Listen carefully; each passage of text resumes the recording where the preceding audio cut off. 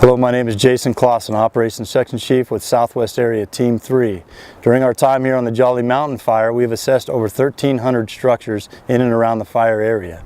Today we are here at the Chimpanzee Sanctuary in Clay Elum, Washington. We picked this sanctuary as a representation and as a good example of fire-wise and defensible space. Around the sanctuary outside area, we have a good mowed down 10-foot wide fire break around the infrastructure here. The other thing to mention is we have a built-in fire protection sprinkler system right around the infrastructure that's tied to its own water source. In the event of a wildfire, they can turn on that sprinkler system and safely vacate the area. One other thing to mention is the large parking area. Really good access for in and out for large firefighting equipment. So those three things combined makes this property very fire-wise and a very good example of defensible space. Another good thing to mention about this property is it has survived two fires, one last year and the one year before. The one you've probably heard about that was alerted by the chimpanzees. So just a great example and a demonstration of past success and a great representation of being defendable into the future. So our team was asked to do a fire assessment to see how well the sanctuary would be protected from wildfire at the community meeting we had in Clay Elum for the Jolly Mountain Fire. And one of the things that I find fascinating about my job is never know what I'm going to stumble upon. And came here with some ops guys, did the assessment, and was amazed as we were hiking around with Jamie and the rest of the chimpanzees that when we paused for a moment, I was looking over and she signaled to me and I reacted and started walking. And that was kind of amazing that I didn't even realize that she had just communicated with me. So that was something that really piqued my interest. And then when you told me that last year you guys had a fire that Jamie alerted you to, that just blew my mind. And it's just such a great story to tell. And tell me about that day.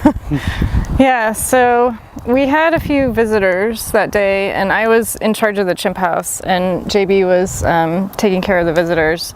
And I had just shifted the chimps, and so Jamie had access to these windows that kind of look in that direction, and she just kept looking and looking, and the other chimps were busy doing other things, but she was obviously on high alert. And then she made this vocalization that it wasn't quite an alarm call, but it was almost like an alarm call that is a chimp vocalization when they encounter something that's dangerous. And so she got my attention by doing that, and I finally looked in the direction that she'd been looking and saw the smoke.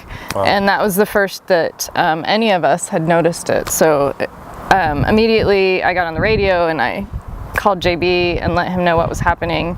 So he had to evacuate the visitors. I called 911, of course, and the fire department came out pretty quickly. JB also had to get our fire system working, so I moved the chimps into the building, and then he got the sprinklers going so that we were protecting all around the building, getting it wet. Yeah, and we talked about this a little bit. I mean, in my experience, which is limited with chimpanzees, it sounds really remarkable that that occurred. A chimpanzee alerted human beings that there was something dangerous occurring, and you guys took action. Yeah, I mean they're really attuned to their environment, and so they often see things that we don't see.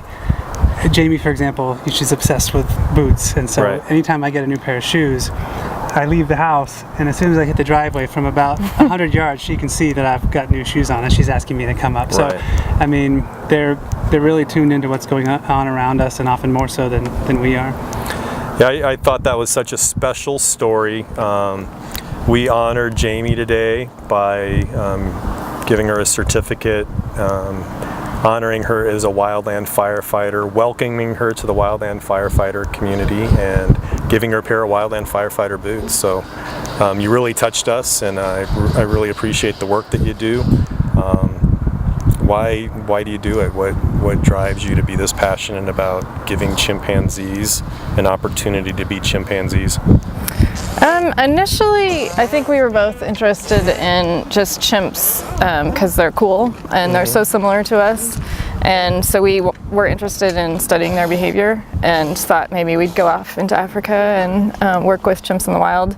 And then we started learning about how they are being used in biomedical testing in the United States, how they're used in entertainment, and how different captivity makes chimps than chimps would live naturally in the wild. And so we worked at a sanctuary in Canada for a little while, and just kind of as soon as you sit down for the first time and you're face to face with a chimpanzee, it's an amazing transformative experience. You just kind of recognize how intelligent they are and how social they are, and we just wanted to help them. So that was our main mission. I think that's exactly what happened to me when we went hiking and she said, "Let's get going," and I reacted. I mean, it was a very great experience for me as well. But I appreciate people that are passionate. We're passionate about the work that we do, fighting wildland fires, and so thank you.